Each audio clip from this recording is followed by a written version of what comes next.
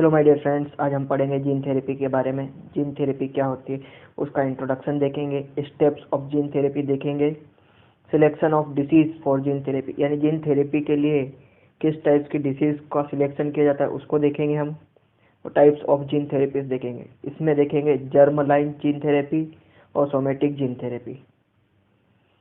Somatic gene therapy, उसके बाद देखेंगे ऑगमेंटेशन जीन थेरेपी, उसके drawbacks, lipofection, electroporation, micro injection, calcium phosphate precipitation method, targeted gene transfer, insertion vector और replacement vector, इनके बारे में बात करेंगे। तो हम बात करते हैं जीन थेरेपी की क्या है। जीन थेरेपी क्या है, जैसे पहले बता दूं जीन क्या होता है। जीन क्रोमोसोम पर पाया जाने वाला एक स्पेशल स्ट्रक्चर होता है जो स्पेशल कैरेक्टर को डिफाइन करता है। जैसे प्रोटीन सिंथेसिस में 3 तरह के जीन होते हैं जो प्रोटीन को सिंथेसिस करने के लिए आवश्यक होते हैं। जैसे लेक ओपेरॉन में भी 3 जीन के बारे में बात की गई थी, ऑपरेटर जीन, रेगुलेटर जीन और प्रमोटर जीन। और हमने कैंसर के बारे में भी पढ़ा था जिसमें हमें ऑन्कोजीन और ट्यूमर सप्रेसर जीन के बारे में पता चला था।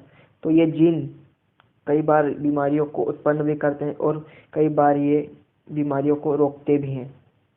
जैसे फॉल्टी जीन और अनकंट्रोल्ड जीन को उसके ऑप्शनल जीन से रिप्लेसमेंट करने की टेक्निक को जीन थेरेपी कहते हैं।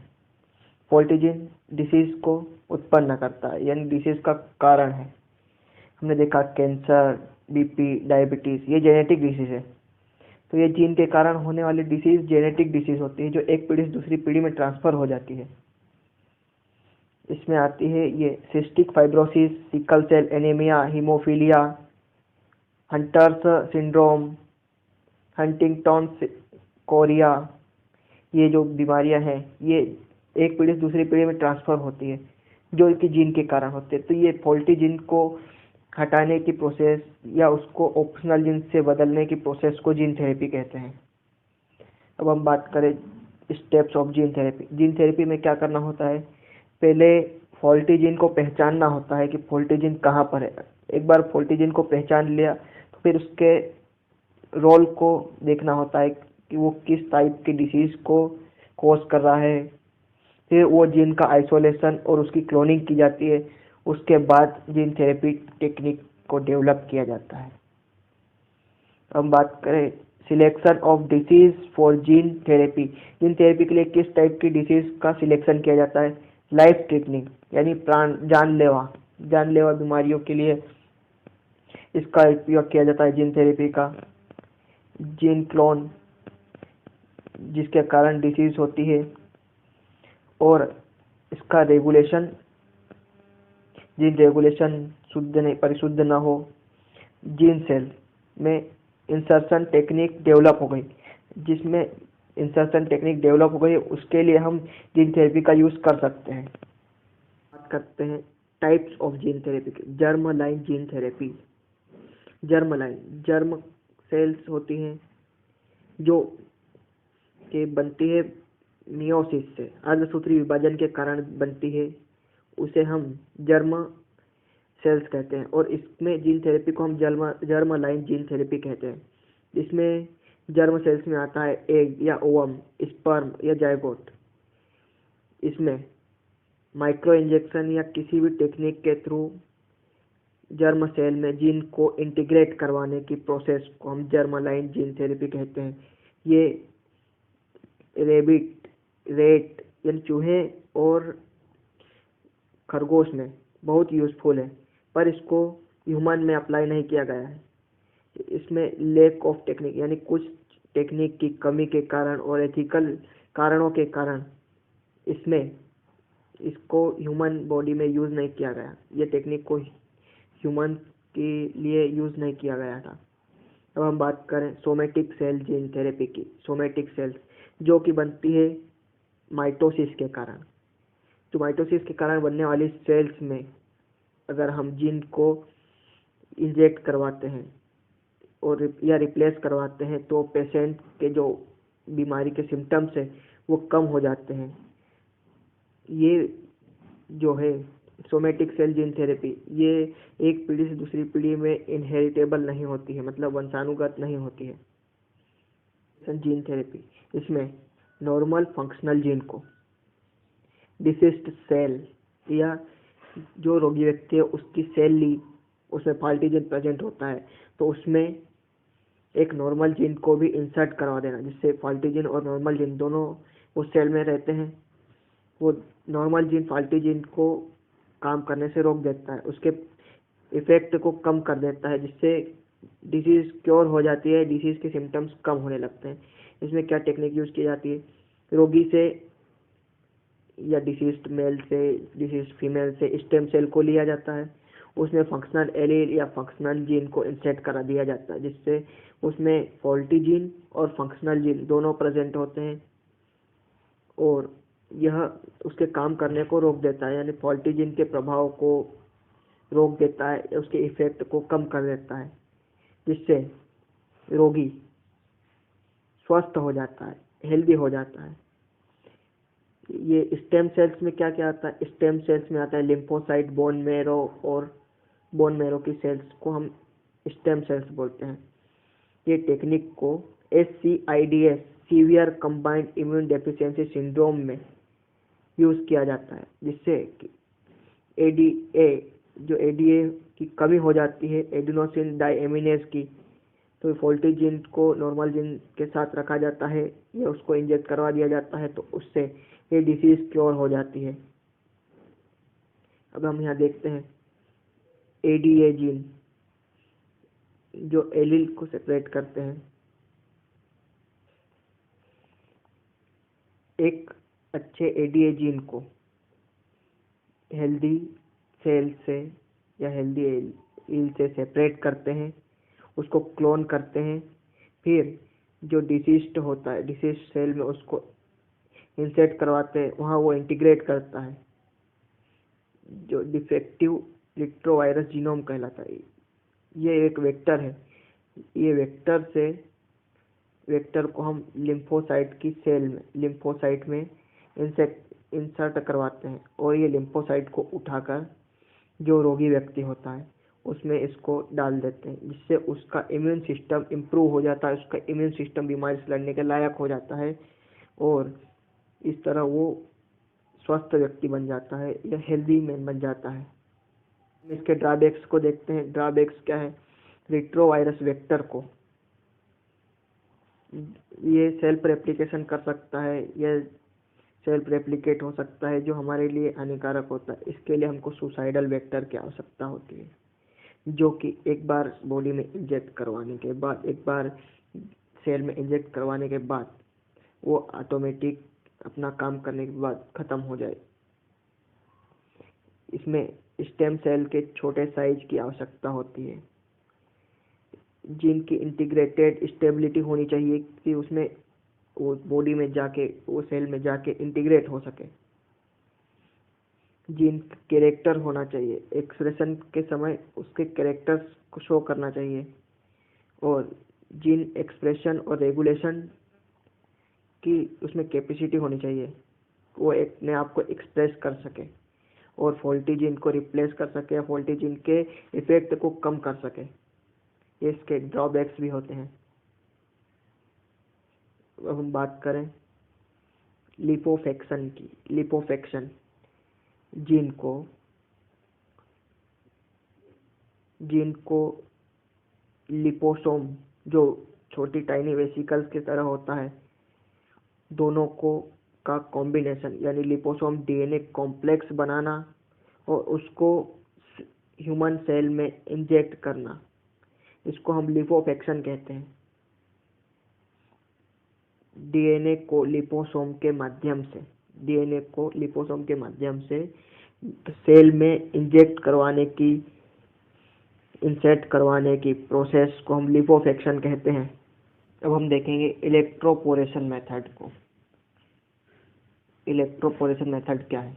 इलेक्ट्रोपोरेशन, जिसमें DNA और सेल के मिक्सचर को मिलीसेकंड के लिए हाई वोल्टेज पर रखा जाता है, जिससे सरफेस पर या सेल के एक स्पेसिफिक पोजीशन पर पोर हो जाता है, जहां से हम उसको डीएनए को एंटर करवा सकते हैं। उसमें डीएनए एंटर करवाने के बाद में सेल को कोलसेमिड ट्रीटमेंट दिया जाता है और जीन का रिप्लेसमेंट हो जाता है। इसको ही हम इलेक्ट्रोपोरेशन टेक्निक कहते हैं। इलेक्ट्रोपोरेशन टेक्निक में जो सेल होती है या डीएनए प्लस सेल के मिक्सचर को मिलीसेकंड के लिए हाई वोल्टेज पर रखा जाता है, उसमें पोर बन जाता है। वो पोर से हम डीएनए को उसमें इंसर्ट करवा देते हैं और उसके बाद कोलसिन में ट्रीटमेंट देते हैं, जिससे जीन रिप्लेसमेंट हो जाता है, फॉल्टी जीन का इफेक्ट खत्म हो जाता है। इसको हम इलेक्ट्रोपोरेशन टेक्निक कहते हैं।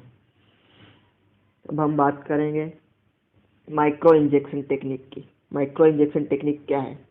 नाम से ही इसको हम देखते हैं तो इसमें पता चलता है माइक्रो इंजेक्शन यानी एक माइक्रो टाइप का इंजेक्शन होता है और माइक्रो मैनिपुलेटर होता है, जिसके द्वारा हम सेल के डायरेक्ट न्यूक्लियस में डीएनए को डाल देते हैं और वहाँ वो नया जीन एक्टिवेट हो जाता है।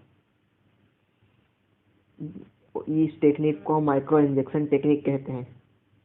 अब हम बात करें कैल्शियम फॉस्फेट प्रेसिपिटेशन मेथड की। कैल्शियम फॉस्फेट यानी इसमें कैल्शियम और फॉस्फेट का प्रेसिपिटेशन होता है। तो कैल्शियम क्लोराइड, पहले हम डीएनए को बफर सॉल्यूशन में मिक्स करते हैं। हमको पता है डीएनए में फॉस्फेट प्रेजेंट होता है, तो फॉस्फेट बफर में आ जाता है। फिर हम उसमें कैल्शियम क्लोराइड मिक्स करते हैं, तो कैल्शियम क्लोराइड फॉस्फेट से रिएक्शन करके कैल्शियम फॉस्फेट बना लेता है, जो कि वो बफर में इनसोल्यूबल होता है और डीएनए भी बफर में इनसोल्यूबल होता है, तो ये प्रेसिपिटेट हो जाते हैं। फिर सेल फेगोसाइटोसिस के थ्रू ये डीएनए और कैल्शियम फॉस्फेट को खा लेती है। यही टेक्निक को हम कैल्शियम फॉस्फेट प्रेसिपिटेशन मेथड कहते हैं। यहाँ हम डायग्राम से दिखाया है। इसमें पहले हम डीएनए फॉस्फेट का बफर सॉल्यूशन तैयार होता है, उसमें कैल्शियम क्लोराइड के सॉल्यूशन को मिक्स करते हैं, तो वो प्रेसिपिटेट हो जाता है डीएनए और कैल्शियम फॉस्फेट। फिर डीएनए जो प्रेसिपिटेट होता है उसको सेल फेगोसाइटोसिस के थ्रू अपने अंदर ले लेती है और उसमें जीन एक्टिवेट हो जाते हैं, जिससे जीन अपना प्रॉपर कार्य करता है और जीन जो फॉल्टी जीन होता है या उसमें प्रॉब्लम होती, म्यूटेशन हो जाता है, तो वो उसके इफेक्ट को कम कर देता है। इसे हम जीन थेरेपी में टेक्निक में यूज कर सकते हैं। अब हम बात करेंगे एक ऑगमेंटेशन जीन थेरेपी। ये सेकेंड नंबर की थेरेपी है, जिसमें डीएनए या डीएनए कॉम्प्लेक्स को टिश्यू या स्किन के ऊपर जो रिसेप्टर प्रेजेंट होते हैं उसके द्वारा हम उसमें डीएनए या डीएनए कॉम्प्लेक्स को इंसर्ट करवाते हैं। इंसर्ट करवाने के बाद वहाँ डीएनए पर उपस्थित जीन अपने एक्सप्रेस करने लगते हैं, अपने कैरेक्टर को एक्सप्रेस करने लगते हैं और वो जो फॉल्टी जीन है उसके इफेक्ट को ख़त्म कर देते हैं, उसके इफेक्ट को मतलब समाप्त कर देते हैं धीरे धीरे, और ये डिसीज़ क्योर हो जाती है इस तरीके से।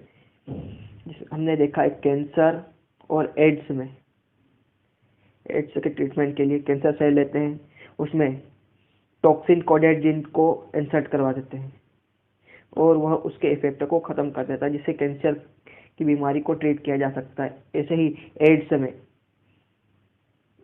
इंटरल्यूकिन जीन को इंसर्ट करवा के ट्रीटमेंट किया जा सकता है। इससे मतलब जेनेटिक जो डिसीज होती है, genetically transmitted disease, sexual transmitted disease, इसको भी क्योर किए जाने की संभावना है।